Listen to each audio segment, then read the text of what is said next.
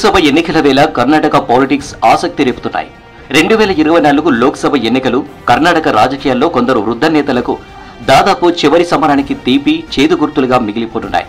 BJP, Congress, జనతాదళకు చెందిన నలుగురు senior నేతలు వచ్చే లోక్సభ ఎన్నికల సమయానికి వయసు రీత్యా కీలక పాత్ర పోషించే అవకాశాలు దాదాపు లేవు. వీరిలో కొందరు మరో 5 ఏళ్ల తర్వాత ప్రత్యక్ష రాజకీయాల్లో ఉండబోమని ఇప్పటికే కొందరు ప్రకటించగా, మరికొందరు ఎన్నికల తర్వాత ఆ నిర్ణయం తీసుకునేందుకు రెడీగా ఉన్నారు. ప్రస్తుతం ఈ నలుగురు సీనియర్లు లోక్సభ ఎన్నికల్లో పోటీ చేయకపోయినా వారి పార్టీల ఎన్నికల వ్యూహాలకు వీరే రూపకర్తలు. పార్టీలతో పొత్తులు, అభ్యర్థుల ఎంపిక, ప్రచార విధి విధానాలన్నీ ఈ అగ్రనాయకుల కనుసన్నల్లోనే రూపుదాల్చుతున్నాయి.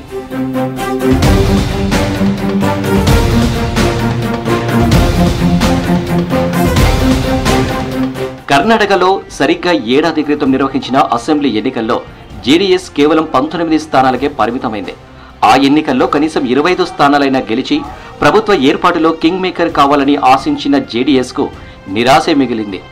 ఈ ఫలితాల తర్వాత ఏకైక ప్రాంతీయ పార్టీ పని అయిపోయిందనే అందరూ భావించారు.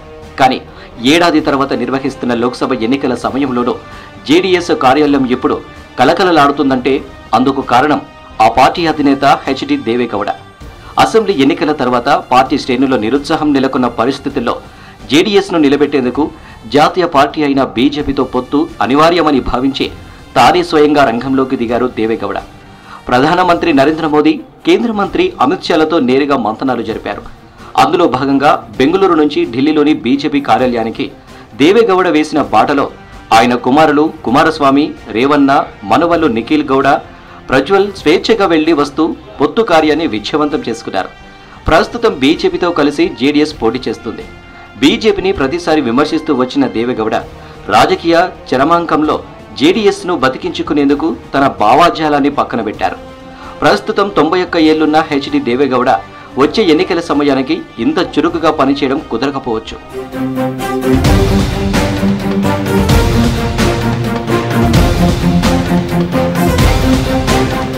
కర్ణాటకలోని హసన్ దేవేగౌడకు కంచుకోట.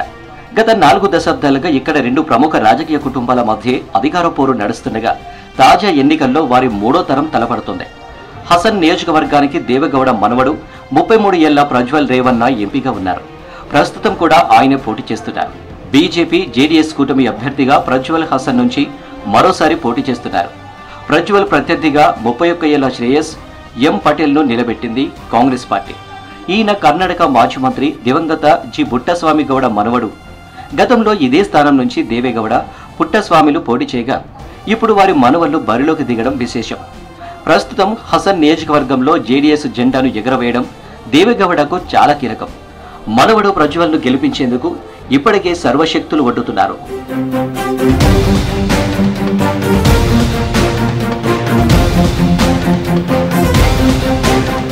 కర్ణాటక బీజేపీ ముఖ్య నాయకుల్లో యడ్యూరప్ప ఒకరు. 2023 అసెంబ్లీ ఎన్నికల్లో బీజేపీ కేవలం 66 స్థానాలకే పరిమితమైంది. 2018 ఎన్నికల్లో గెలిచిన స్థానాల్లో 35 స్థానాలు కోల్పోవాల్సి వచ్చింది. పార్టీ అంతటి వైఫల్యానికి కారణాలను వెతికిన బీజేపీ అధిష్టానానికి యడ్యూరప్ప క్రియాశీలకంగా లేకపోవడం ఒక కారణంగా కనిపించారు. అసెంబ్లీ ఎన్నికల నాటికి యడ్యూరప్ప ప్రత్యక్ష రాజకీయాల నుంచి దూరంగా ఉన్నారు. ఈ కారణం వల్లే బీజేపీ ఓటమి చెందినట్టు భావించిన అధిష్టానం లోక్సభ ఎన్నికల సమయానికి యడ్యూరప్పకు పూర్తి స్వేచ్ఛనిచ్చింది. ఆయన కుమారుడు బివై విజేంద్రను కర్ణాటక రాష్ట్ర అధ్యక్షుడిని చేయడంలో యడ్యూరప్ప ఉత్సాహం మరింత రెట్టింపైంది. జేడీఎస్తో పొత్తు విషయంలోనూ యడ్యూరప్ప కీలక పాత్ర పోషించారు. ప్రస్తుతం బీజేపీ పోటీలో దింపిన 25 మంది అభ్యర్థుల్లో 20 మంది అభ్యర్థులు యడ్యూరప్ప సూచించిన వారే అనే చర్చ సాగుతుంది. తనను పదే పదే విమర్శించే సొంత పార్టీ నేతలకు టికెట్ రాకుండా చేయడంలో కూడా యడ్యూరప్ప వెనుకాడలేదు. డివి సదానంద గౌడ, కెఎస్ ఈశ్వరప్పతో పాటు ఈయన కుమారుడికి కూడా టికెట్ రాకుండా వ్యూహాలు పన్నారు. అంతేకాదు ప్రతాప్ సింహ, బసవన్న గౌడ యత్నాలు వంటి నాయకులు యడ్యూరప్ప వ్యూహానికి బలైన వారే అంటున్నారు కర్ణాటక పొలిటికల్ ఎక్స్పర్ట్స్. తన కుమారుడు బివై రాఘవేంద్ర, స్నేహితురాలు శోభా కారంద్లాజే, వి సోమన్న వంటి నాయకులకు తీవ్ర వ్యతిరేకతల మధ్యలోనూ టికెట్ దక్కేలా చేసుకున్నారు యడ్యూరప్ప. ఇవాళ కర్ణాటక రాష్ట్ర వ్యవహారాల్లో అధిష్టానం విశ్వసించే ఏకైక నేత ఎవరంటే యడ్యూరప్ప మాత్రమే. 81 ఏళ్ల వయసులోనూ యడ్యూరప్ప పార్టీకి పెద్ద దిక్కుగా ఉన్నారు. అందుకే ఈసారి జరగబోయే ఎన్నికల్లోనూ యడ్యూరప్ప చరిష్మాను నమ్ముకుంది బీజేపీ అధిష్టానం.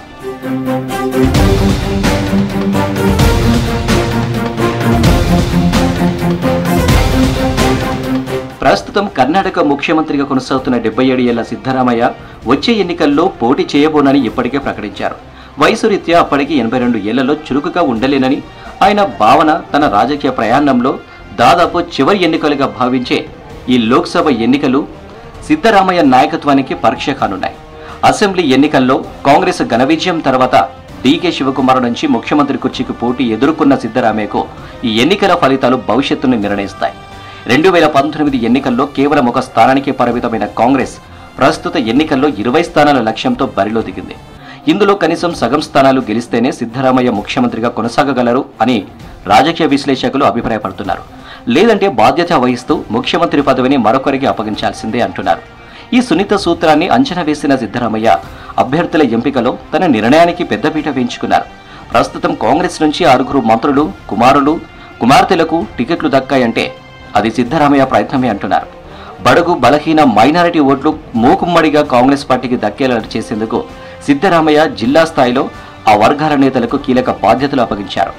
మొత్తం 28 స్థానాల్లో 20 జిల్లాలకు బాధ్యత వహించే మంత్రులంతా సిద్ధరామయ్య ఆప్తులుగా ఉన్నవారే కావడం మరో విశేషం.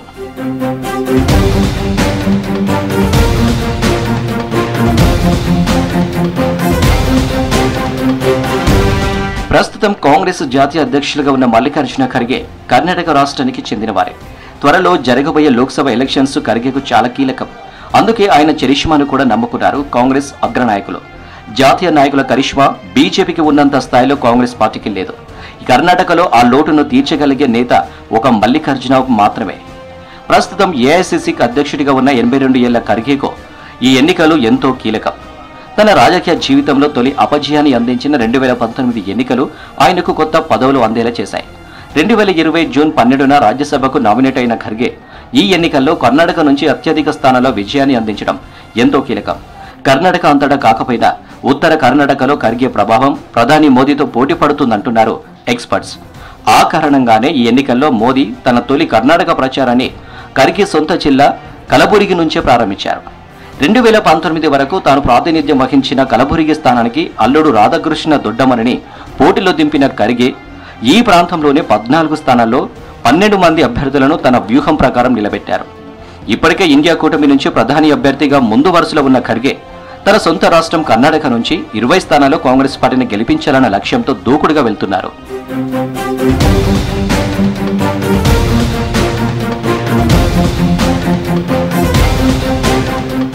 ప్రస్తుతం కర్ణాటకలో అన్ని పార్టీల అభ్యర్థులు ప్రచారాన్ని హోరెత్తిస్తున్నారు. దేవాలయాల సందర్శన, రోడ్ షోలు, సామాజిక మాధ్యమాలు, బహిరంగ సభల ద్వారా ప్రచారాన్ని ఊరకలెత్తిస్తున్నారు. ఈ నెల 26న మొత్తం 14 నియోజకవర్గాలకు ఎన్నికలు నిర్వహిస్తుండగా మొత్తం 247 మంది అభ్యర్థులు పోటీ పడుతున్నారు.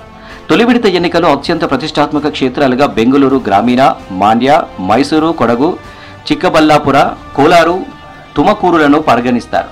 తొలి విడత ఎన్నికల్లో మాజీ ముఖ్యమంత్రి Kumaraswamy, MP DK Suresh, doctor CN Manjunath, Yaduveer Chamaraja Wodeyar, V Somanna వంటి ప్రముఖులు పోటీ పడుతున్నారు.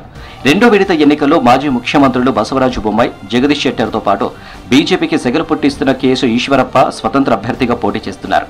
మల్లికార్జున ఖర్గే సొంత జిల్లా కలబురిగి కాంగ్రెస్ కు ఎంతో ప్రతిష్టాత్మకం. ఇలా మొత్తం 14 నియోజకవర్గాల్లో కనీసం 10 చోట్ల ఆయా పార్టీలకు సవాలు విసురుతున్నారు అసంతృప్తి నేతలు. మొత్తంగా కర్ణాటకలో ఎక్కువ సీట్లు సాధించాలని బీజేపీ, జేడీఎస్ కూటమి ఇటు కాంగ్రెస్ పార్టీ వ్యూహ ప్రతివ్యూహాలు రచిస్తున్నాయి.